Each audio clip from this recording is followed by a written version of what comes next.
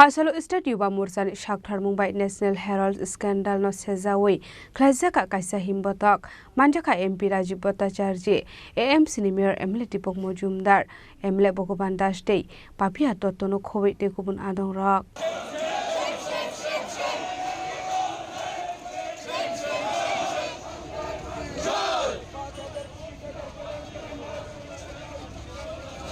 Ashli real estate BJP tangnok biskang ni shimi seng zakha abni aglo kok tuma thumnai rokni biskang kok sanani thanga state BJP ni asufang eba MP Rajiv Bhattacharya shaka Bharat ha kotoni jotoni shlai kotar scandal angkha Herald scandal ED case ni charge submit joma khlaika kerong nogo arwatu karar rangni scam khlaijak tongo hane shaiman kha ED case Rahul Gandhi te Sonia Gandhi ni mungoi dorbar nogo charge rekha apati mungna te jotoni shlai wanama singsa kok ongkha 1937 bishuo fiokmani shalni basalai mongni kok firong lukorongni thani pirnani bagai kaisa borol snamjakmani abodolno Sonia Gandhi te Rahul Gandhi no 2010 bisini simi borok naikolmani hene hakotoni bagai kok shanai congress bodol state ni kok shanai a congress ni bodoli naikol nai rokno hakotoni thai khogoi tongka hene shaka MP Rajiv Bhattacharya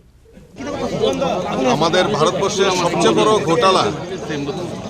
ED enforcement directorate এটা chargesheet দাখিল করেছে প্রায় 2000 কোটি টাকার উপর money laundering মামলায় ED chargesheet দাখিল করেছে সেখানে রাহুল গান্ধী সোনিয়া গান্ধী তাদেরকে মেইন একিউজড করে একটা চার্জশিট দাখিল হয়েছে অবাক করার বিষয় যে 1937 সালে যেই সংস্থা নির্মাণ করা হয়েছিল স্বাধীনতা সংগ্রামের আওয়াজ ঘরে ঘরে পৌঁছে দেওয়ার জন্য সেই সংস্থাকে হাতিয়ার করে এই সোনিয়া গান্ধী রাহুল গান্ধীরা 2010 সাল থেকে এই ন্যাশনাল হেরাল্ড যে সম্পত্তি তার যে সম্পত্তি যেটা একটা অবাণিজ্যিক সংস্থা হিসেবে গঠিত হয়েছিল সেই সংস্থার কলকাতা ভোপাল পাটনা মহারাষ্ট্রে একটা বিশাল অংশের যে সম্পত্তি এই সম্পত্তির হাতিয়ে নেওয়ার যেই ঘটনা ওনারা করেছেন 2014 সালে ইডি সেই মামলা গ্রহণ করেন সুব্রমণিয়ম স্বামী কোর্টে সেটা মামলা করেন এবং ইডি পরবর্তী সময়ে সেটা হস্তক্ষেপ করেন এবং দফায় দফায় সোনিয়া গান্ধী রাহুল গান্ধী মল্লিকার্জুন খাড়গে তাদেরকে জিজ্ঞাসাবাদ করার পর কলকাতা ভোপাল পাটনা মহারাষ্ট্রে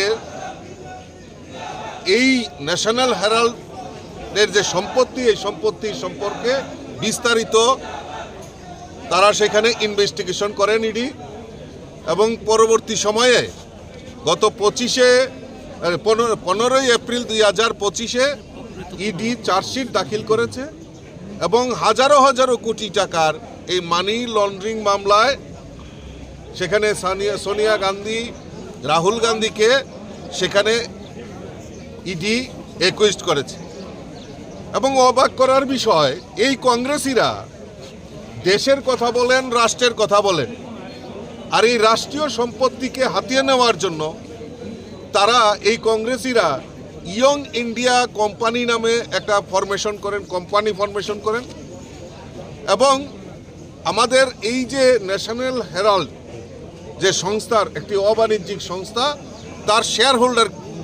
কিনে নিয়ে এই ইয়ং ইন্ডিয়া কোম্পানি যে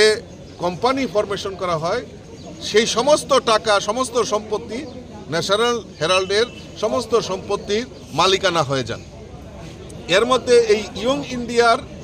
76% শেয়ার সোনিয়া গান্ধী আর রাহুল গান্ধী আর 24% শেয়ার মতিলাল ভুরা এবং অস্কার ফার্নান্ডেজ আজকে তারা দুইজন নেই কিন্তু এই সোনিয়া গান্ধী এবং রাহুল গান্ধী তারা এই দেশের যে মানুষের যে টাকা নয় ছয় করা সেটা প্রমাণিত হয়েছে